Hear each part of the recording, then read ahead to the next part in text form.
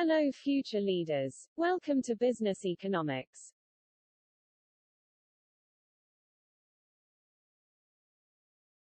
Why you should learn about business economics. As future leaders and entrepreneurs, you will make managerial decision-making. Economics concepts show how to apply common sense to understand business and solve managerial problems. It helps future leaders decide on which products to produce, costs to consider, and price to charge. It also helps them decide on the best hiring policy and the most effective style of organization. Figure 1 show how managerial economics uses economic concepts and quantitative methods to solve managerial problems. Managerial economics helps managers recognize how economic forces affect organizations and describes the economic consequences of managerial behavior. It also links economic concepts, data and quantitative methods to develop vital tools for managerial decision-making. Managerial economics identifies ways to achieve goals efficiently.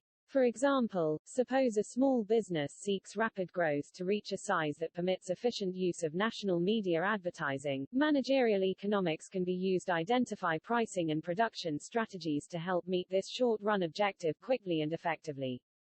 Marginal analysis is one of the most important managerial tools. Simply put, marginal analysis states that optimal managerial decisions involve comparing the marginal benefits of a decision with the marginal costs. Marginal cost refers to the additional cost over and above costs already incurred. Marginal benefit, on the other hand, the additional benefit above and beyond what has already accrued. Economists assume that decision makers make choices in the way that maximizes the value of some objective. Maximization involves shaping the change in total benefit and the change in total cost associated with each unit of an activity.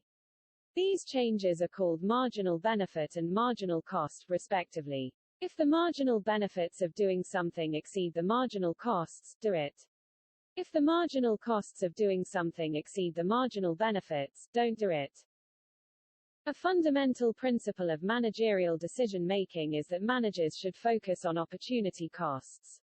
The opportunity cost of a resource is the value of the best alternative use of that resource. Opportunity costs can impact various, and critical, aspects of your decision. In general, it means having to choose one option over the other and living with the consequences. That's make opportunity cost is the basis of cost-benefit economic reasoning. If you are a business owner, opportunity cost is going to come into play frequently. Make sure that your opportunity cost is always less than the benefit of what you have chosen. Class, the next is about economic and market forces. When goods are scarce, they must be rationed by some mechanism. Scarce goods or resource means limited in supply and in demand.